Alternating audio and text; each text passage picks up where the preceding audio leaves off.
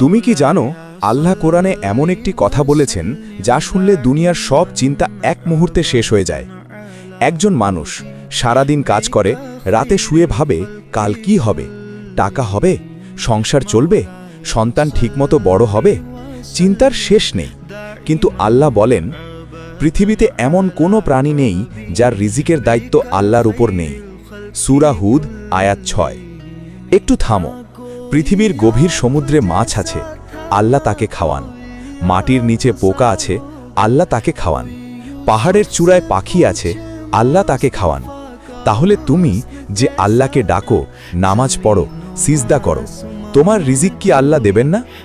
রাসূল সাল্লাল্লাহু আলাইহি ওয়াসাল্লাম বলেছেন, যদি তোমরা আল্লাহর উপর সত্যিকার তাওয়াক্কুল করতে, তাহলে আল্লাহ তোমাদের এভাবে রিজিক দিতেন যেভাবে পাখিকে দেন। সকালে খালি পেটে বের হয়, সন্ধ্যায় পেট ভরে ফেরে। তিরমিজি।